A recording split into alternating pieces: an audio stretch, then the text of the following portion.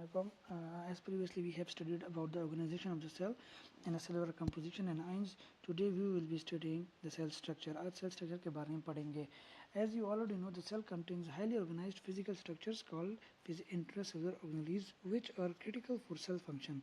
ये जो organelles होते हैं, they are also covered by lipid and protein membranes, including cell, nuclear, endoplasmic reticulum, mitochondria, lysosomes, and Golgi apparatus.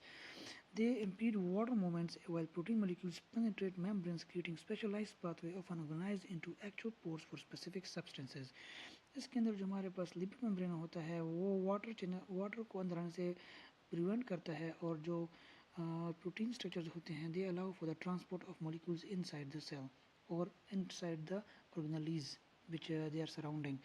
तो next हमारे पास जो है वो हमारे पास है सेल मेम्ब्रेन. तो cell membrane is also known as plasma membrane which envelops the cell. It is a thin pliable structure which consists of 55% protein, 25% of lipids and 13% of cholesterol, and it also has 3% of carbohydrates. इसमें जो इस cell membrane को एक lipid barrier भी कहते हैं क्योंकि इसमें बेसिकली जो होता है हमारे पास ये एक लिपिड की डबल लेयर मेम्ब्रेन होती है जिसमें हमारे पास मेन टाइप्स ऑफ जो लिपिड्स होते हैं वो फास्फोलिपिड्स होते हैं, स्पिंडोलिपिड्स होते हैं और कोलेस्ट्रॉल होते हैं. Thus, it's a double-layered film of lipid consisting of three main types. इसमें जो फॉस्फोलिपिड होता है वो बेसिकली मेन कंपोनेंट होता है. That is basically the center component of this membrane. Phospholipids are the most abundant cell membrane lipids, with one end being hydrophilic and soluble in water and the other being hydrophobic and soluble only in fats.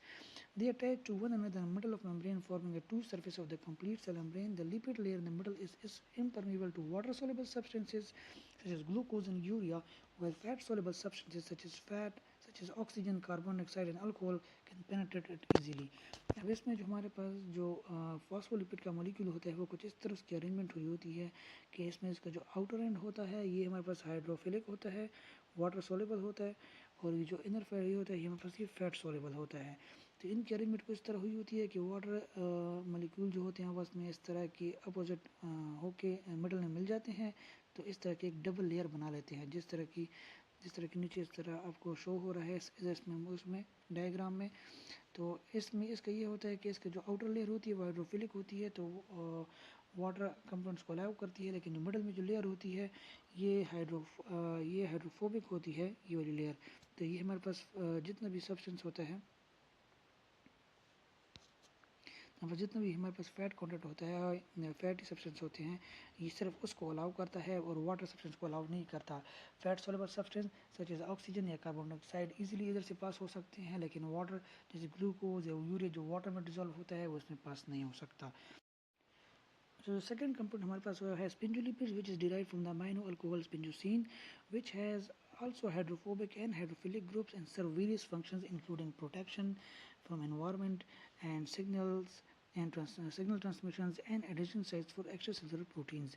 ये हमारे पास इसके basically function हमारा इसका basically हमारे पास signal transmission होता है या providing addition sites for different extracellular proteins. Third हमारे पास कॉमनली हमारे पास आता है cholesterol. Cholesterol molecules are also lipids as they have steroid nuclei which are highly fat soluble. They also help in determining the bilayer's permeability to water soluble body fluids and also control the membrane's fluidity.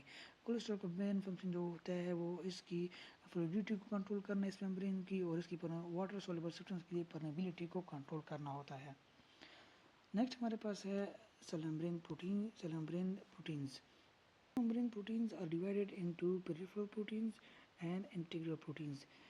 Peripheral proteins are attached to one surface and do not penetrate all the way through, while integral proteins which protrude all the way through the membrane and provide structural channels for water molecules and water-soluble substances to diffuse between extracellular and intracellular fluids. तो इसमें हमारे पास ये दो किस्म के protein आते हैं कि हमारे पास एक होता है हमारे पास इंटीग्रल प्रोटीन जो कि ऑल द वे नहीं जाता, सिर्फ कुछ लिमिट तक जाता है मेम्ब्रेन को पास थ्रू करता है लेकिन फुली उसको पास थ्रू नहीं करता. और जहाँ पर दूसरा इंटीग्रल प्रोटीन होता है वो फुल मेम्ब्रेन को क्रॉस करता है. तो इसका जो हमारे पास फंक्शन ये होता है बेसिकली इंटीग्रल प्रोटीन का कि वो हमारे पास उसके एक तो ये फंक्शन होता है कि ये जो हमारे पास होते हैं जो वाटर सोल्युबल सब्सटेंस है जो मेम्ब्रेन को पास नहीं कर सकते तो वो हमारे इस प्रोटीन के थ्रू अंदर तक जाते हैं और पास होते हैं. सेकंड इसका ये फंक्शन होता है कि कुछ इसमें जो इंटीग्रल प्रोटीन है वो एज एंजाइम एक्ट करते हैं कि जिसमें हमारे पास आता है कोई भी हमारे पास सबस्ट्रेट जो होता है वो बाहर आके इसको एक्टिवेट करता है, जिसकी वजह से अंदर एंजाइमेटिक रिएक्शन हमारे पास होता है.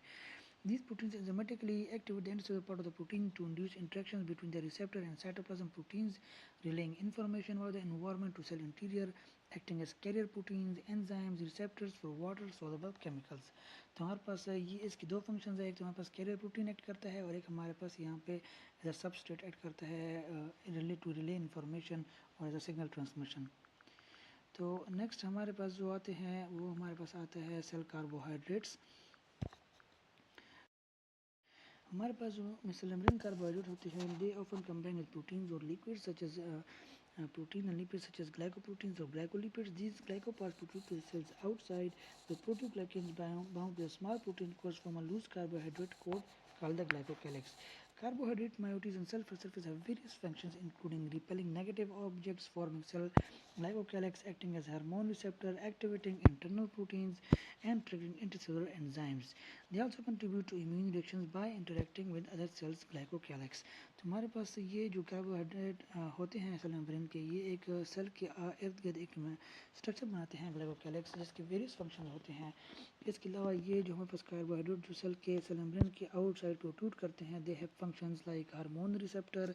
दे also function as activating of intercellular enzymes को एक्टिवेट करते हैं. ऑफन टाइम्स हमारे पास ये इम्यून रिएक्शन को भी जनरेट करते हैं, जहाँ पे हमारे पास जो दूसरे सेल्स के ग्लाइकोकैलिक्स होते हैं वहाँ पे इसको रिएक्शन होता है और एक इम्यून रिस्पॉन्स जनरेट होता है.